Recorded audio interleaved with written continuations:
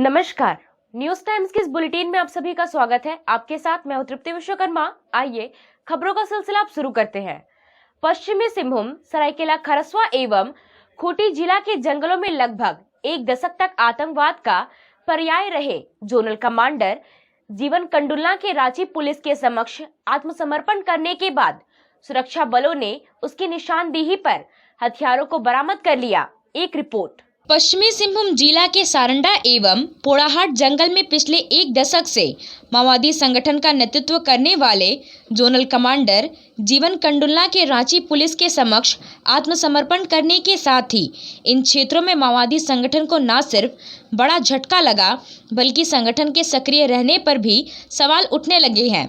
Zonal commander जीवन कंडुलना द्वारा आत्मसमर्पण से पूर्व बिछाए गए अपने हथियार एवं गोला बारूद को सोनुआ थाना अंतर्गत केडावीर जंगल से सुरक्षा बलों ने बरामद कर माओवादियों की मारक क्षमता को कमजोर करने में सफल कोशिश की है।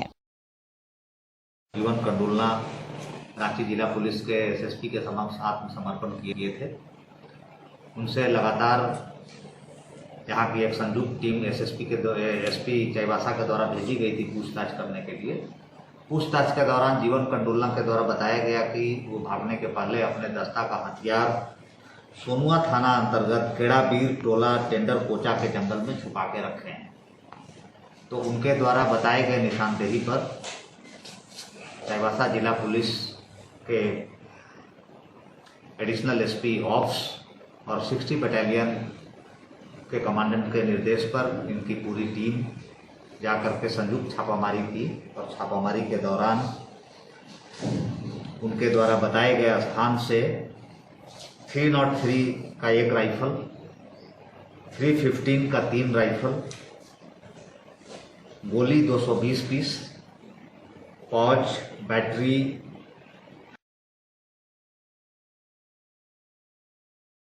इसके अलावा तीर बम एवं नक्सली साहित्य वर्दी पिट्ठू बरामद किया गया है।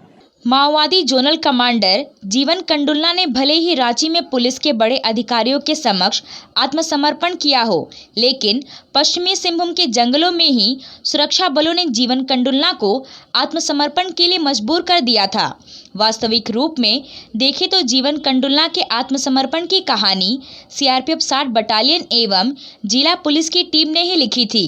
सीआरपीएफ 60 बटालियन के कमांडेंट आनंद जराय के नेतृत्व में सुरक्षा बलों ने सोनुआ थाना अंतर्गत केड़ावीड़ के जंगल में लगातार 7 दिनों तक जीवन कंडुलना का पीछा करते हुए आत्मसमर्पण के लिए मजबूर कर दिया। इस दौरान कई बार मुठभेड़ भी हुई, परंतु जीवन कंडुलना बाल बाल बच निकला था। जैसा आप जानते हैं कि जीवन कंडुलना पर 10 लाख रुपए का इनाम था। सरकार की जो सरेंडर पॉलिसी है उसके अनुसार जब कोई भी नक्सली सरेंडर करता है तो उस पर इनाम की राशि उसी को मिल जाती है। तो उसके तहत इनाम की राशि रांची जिला पुलिस के द्वारा उनको दिया गया है। बहुत दिनों के बाद चाईबासा में कोई जोनल कमांडर सरेंडर किया है चाईबासा का। हम समझते हैं कि एक बहुत अच्छी शुरुआत है और ये चाईबासा जिला के पुलिस की लगातार उनके विरुद्ध की गई छापामारी का फलाफल है। पुलिस लगातार उन पर दबिश बनाई हुई थी। विगत 2-3 महीनों से 60 बटालियन की पूरी टीम और जिला पुलिस की टीम जीवन कंडुलना के पीछे लगी हुई थी। इस दौरान कई बार उनसे मुठभेड़ भी हुआ, वो बाल बाल बचे। तो इसका ये परिणाम है कि जीवन कंडुलना के द्वारा आत्मसमर्पण किया गया है। माओवादी जोनल कमांडर जीवन कंडुलना का आत्मसमर्पण सुरक्षा बलों की बड़ी उपलब्धि इसलिए मानी जा रही है कि सिर्फ पश्चिमी सिंहभूम जिला में ही जीवन कंडुलना के खिलाफ 69 मामले दर्ज है। जीवन के खिलाफ दर्ज मामले की संख्या झारखंड के अब तक किसी भी माओवादी नेता के खिलाफ सबसे बड़ी संख्या है। जोनल कमांडर जीवन कंडुलना के खिलाफ दर्ज मामले में से उसे दुर्दांत होने का अंदाजा सहज ही लगाया जा सकता है। लिहाजा जीवन के आत्मसमर्पण करने से झारखंड में माओवादियों का पकड़ कमजोर जरूर हुआ है।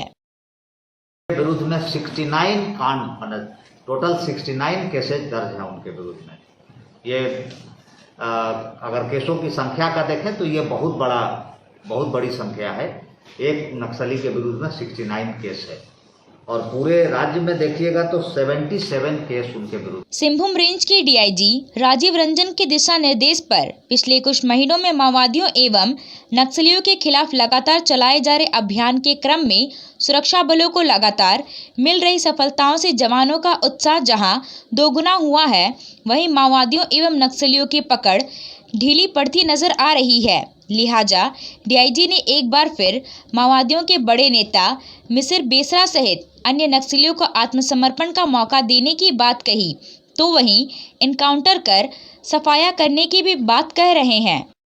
मैं समझता हूं कि बाकी नक्सलियों के लिए भी एक मैं संदेश देना चाहूँगा कि वो भी आत्मसमर्पण करें, सरकार की सरेंडर पॉलिसी का लाभ उठाएं और जो भी गुमराह युवक हथियार लेकर के जंगल में घूम रहे हैं वो सरेंडर करें, चाहे वो उनका पोलिट ब्यूरो मेंबर मिसिर बेसरा हो या उनके अन्य सदस्य हों।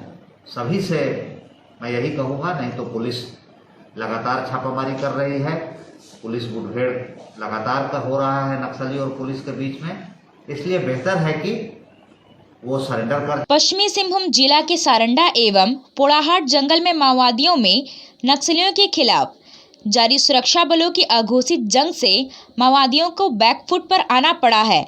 आने वाले समय में देखना दिलचस्प होगा कि जोनल कमांडर जीवन कंडुलना के आत्मसमर्पण से सीख लेते हुए अन्य नेता भी आत्मसमर्पण करेंगे या फिर सुरक्षा बलों से बदला लेंगे। चाईबासा के विधायक दीपक बिरुवा ने विधानसभा सत्र में झारखंड की रिक्तियों के विरुद्ध नियुक्ति का मामला उठाया। उन्होंने प्रश्न उठाया कि क्या यह सही है कि स्नातक प्रशिक्षित शिक्षक प्रतियोगिता परीक्षा विज्ञापन संख्या 21/2016 मुख्य का अगस्त 2018 से विभिन्न विषयों का परीक्षाफल घोषित किया गया है। उन्होंने प्रश्न उठाया कि राज्य के 8 जिलों में इतिहास, नागरिक शास्त्र और संस्कृत विषय का सत्यापन नहीं होने के कारण नियुक्ति प्रक्रिया अब तक लंबित है, जबकि दुमका प्रमंडल में इस विषय के शिक्षकों की नियुक्ति हो चुकी है। क्या यह सही है कि एक ही विज्ञापन के तहत प्रकाशित अन्य 20 विषयों के शिक्षकों की नियुक्ति हो चुकी है? क्या नियुक्ति किए गए सभी शिक्षक कार्यरत हैं? उन्होंने कहा कि यदि 8 जिलों में इतिहास, नागरिक शास्त्र और संस्कृत विषय के शिक्षकों की अविलंब वैध रिक्तियों के विरुद्ध नियुक्ति करने का विचार रखती हैं, तो कब तक और यदि नहीं तो क्यों नहीं? विधानसभा सत्र में चाईबासा के विधायक दीपक बिरुवा ने सर्पदंश से असामयिक मौत का मामला उठाया। उन्होंने कहा कि सर्पदंश से मृतक परिजनों को मुआवजा मिलना चाहिए। विधायक दीपक बिरुवा ने विधानसभा सत्र में अल्पसूचित प्रश्न में कहा कि सर्पदंश से कई लोगों की मौत हो जाती है। मृतक के परिजनों को खंड 1 के आलोक में आर्थिक मदद मिलना चाहिए। इस पर आपदा प्रबंधन विभाग ने कहा कि सर्पदंश से मरने वालों मृतक के परिजनों को SDRF के मद में 4 लाख का अनुदान दिया जाता है। नगर पालिका बंगला स्कूल 1 मार्च से खुल गया। सोमवार को वर्ग 8 के छात्र स्कूल पहुंचे। शिक्षकों ने वर्ग 8 के छात्रों के लिए पढ़ाई शुरू की। विद्यालय शुरू होने से पहले सभी छात्रों का स्वास्थ्य जांच किया गया। सभी छात्रों को कोरोना से बचाव और सुरक्षित रहने की जानकारी दी गई। कोरोना से बचाव के लिए सरकार की ओर से जारी गाइडलाइन पालन करते हुए सुझाव भी दिया गया। जिले के सभी विद्यालयों में सोमवार से वर्ग 8 की कक्षा शुरू कर दी गई है। पश्चिमी सिंहभूम जिले में सड़क दुर्घटना का सिलसिला जैसे थमने का नाम ही नहीं ले रहा है। हर दिन कहीं ना कहीं सड़क दुर्घटना होती है। सोमवार को चाईबासा तातनगर मार्ग पर पामपाड़ा के पास मोटरसाइकिल दुर्घटना में 18 वर्षीय मंगल सिंह कुंटिया गंभीर रूप से घायल हो गया। अस्पताल लाया गया है, जहां इलाज चल रहा है। उसके सिर और ठोड़ी में गंभीर चोट लगी है। घायल युवक डोंका पुरनिया गांव का रहने वाला है। बताया जा रहा है कि मंगल किसी को छोड़ने चाईबासा आया था और यहां से लौट रहा था। इसी दौरान दुर्घटना का शिकार हो गया। वहीं एक दूसरी घटना में शहर के जिम्पी चौक के पास बाइक से गिरकर 70 साल की वृद्ध महिला घायल हो गई। उसके सिर में गंभीर चोट लगी है। सदर अस्पताल में उसका इलाज चल रहा है। सिंहभूम की सांसद गीता कुड़ा की पहल पर टोंटो प्रखंड की कैंसर पीड़ित दोनों महिलाओं का इलाज जमशेदपुर के मेहरबाई कैंसर अस्पताल में कराया जा रहा है। कैंसर पीड़ित महिला शांति हिस्सा और बिलमती हिस्सा को सांसद की ओर से कल्याण निधि से 10-10 हजार रुपए तत्काल सहयोग के रूप में दिया गया। सांसद की ओर से आगे भी हर संभव सहयोग का भरोसा दिलाया गया है। केंद्र सरकार के गलत नीतियों के कारण पेट्रोल, डीजल एवं रसोई गैस की कीमतों में बेतहाशा वृद्धि और काला कृषि कानून को वापस लेने की मांग को लेकर झामुमो के राज्यव्यापी हल्ला बोल कार्यक्रम के तहत जिला मुख्यालय चाईबासा अनुमंडल कार्यालय के समक्ष सोमवार को झामुमो जिला समिति ने धरना दिया। धरना कार्यक्रम झामुमो जिला सचिव सोनाराम देवगम के नेतृत्व में हुआ। इस मौके पर अंबिका रजक, कैसर परवेज सहित काफी संख्या में झामुमो कार्यकर्ता मौजूद थे। कार्यक्रम को संबोधित करते हुए सोना देवगम ने कहा कि सत्ता में आई मोदी सरकार असंवेदनशील और जन विरोधी है। उन्होंने महंगाई के खिलाफ केंद्र सरकार की जमकर आलोचना की।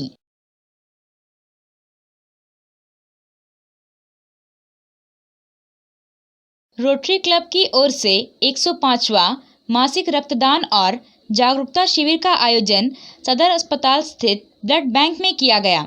शिविर में कुल 16 लोगों ने रक्तदान किया। इस दौरान लोगों को रक्तदान के लिए जागरूक किया गया। रोटरी क्लब की अध्यक्ष वीना मुंदड़ा ने कहा कि रक्तदान से बढ़कर कोई दान नहीं है। पूर्व अध्यक्ष गुरमुख सिंह खोखर ने रक्तदाताओं का आभार जताया। हो साहित्यकार धनुर सिंह पूर्ति को आदिवासी हो समाज महासभा, युवा महासभा और आदिवासी हो समाज सेवानिवृत्त संगठन की ओर से हो भाषा के विकास के क्षेत्र में अतुलनीय योगदान देने के लिए आजीवन उपलब्धि प्रमाण पत्र और शॉल ओढ़ाकर सम्मानित किया गया। 4 जनवरी 1940 को जन्मे धनुर सिंह पूर्ति ने 1965 में हो साहित्य लिखना शुरू किया। उनके द्वारा आधा दर्जन से ज़्यादा साहित्य लिखे गए हैं। नेहरू युवा केंद्र चाईबासा की ओर से मझगांव प्रखंड के तरतरिया पंचायत भवन में युवा प्रशिक्षण कार्यक्रम क्लीन विलेज, ग्रीन विलेज और कैच द रेन का आयोजन किया गया। कार्यक्रम के दौरान युवाओं से आह्वान किया गया कि सभी अपने घर में जल संचयन की शुरुआत करें। कार्यक्रम के मौके पर युवाओं को जल संचयन के लिए शपथ ग्रहण कराया गया। सड़क सुरक्षा और कोविड जागरूकता के लिए साइकिल से देश भ्रमण पर निकले संतोष मिश्रा का रोटरी क्लब चाईबासा द्वारा शहर पहुंचने पर स्वागत किया गया। संतोष मिश्रा ने चाईबासा पहुंचने पर अपना अनुभव साझा किया। वह 1952 से लगातार देश के अतिरिक्त चीन और पाकिस्तान आदि देशों का भी दौरा कर चुके हैं। रोटरी क्लब की अध्यक्ष डॉक्टर वीना मुंदड़ा, मदन गुप्ता, रामोतार अग्रवाल और अन्य सदस्यों द्वारा संतोष मिश्रा को सहयोग राशि के रूप में 5,500 रुपया भेंट किया गया।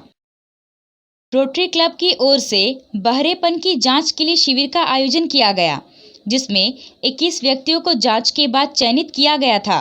एसआर रुंगटा ग्रुप के सौजन्य से 90% अनुदान पर चयनित व्यक्तियों को सुनने वाला यंत्र प्रदान किया गया। इसके अलावा अन्य 11 व्यक्तियों को भी रियायती दर पर हियरिंग एड प्रदान किया गया। जिन लोगों को हियरिंग एड दिया गया उन्हें उसके उपयोग के बारे में भी बताया गया। अभी के लिए बस इतना ही। कुछ और खबरों के साथ हम फिर हाजिर। इसकी पूरी टीम को दीजिए इजाजत। नमस्कार।